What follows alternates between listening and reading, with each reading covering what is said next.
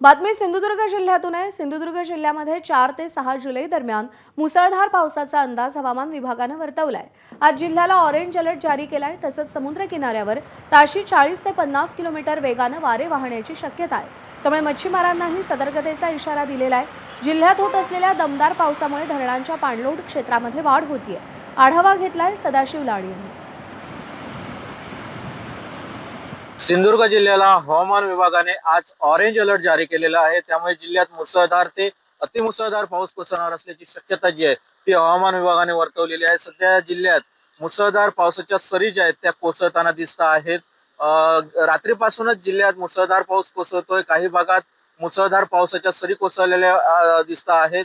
एकंदरीत जर पाहिलं असेल तर सिंधुदुर्ग जिल्ह्याला आज ऑरेंज अलर्ट दिल्यामुळे समुद्रकिनारी देखील मच्छीमारांना सतर्कतेचा इशारा दिलेला आहे। कारण समुद्र किनारी ताशी 30 ते 40 किमी वेगाने वारे जे आहेत ते वाहत आहेत आणि या वाऱ्यांचा वेग वाढण्याची शक्यता हवामान विभागाने वर्तवलेली आहे। गेले काही दिवस सिंधुदुर्गात कोसळत असलेल्या समाधानकारक पावसामुळे बळीराजा जो आहे तो सुखावलेला आहे आणि त्यामुळे शेतीच्या कामांना वेग आलेला आहे।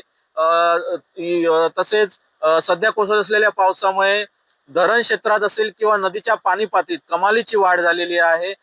एकंदरीत पाहता सिंधुदुर्ग जिल्ह्याला आज हवामान विभागाने ऑरेंज अलर्ट जारी केलेला आहे आणि त्या पार्श्वभूमीवर नागरिकांना देखील सतर्कतेचा इशारा दिलेला आहे। कामाव्यतिरिक्त घराबाहेर पडू नये असं आवाहन जे आहे ते प्रशासनाने केलेलं पाहायला मिळतंय। एनडीआरएफचं पथक जे आहे ते देखील सिंधुदुर्गात दाखल झालेलं आहे। त्यामुळे सिंधुदुर्ग जिल्ह्याला आज ऑरेंज अलर्टच्या पार्श्वभूमीवर प्रशासन जे आहे ते सतर्क झालेलं पाहायला मिळतंय। कॅमेरा पर्सन परेश सदाशिव लाड, एबीपी माझा, कुडाळ, सिंधुदुर्ग।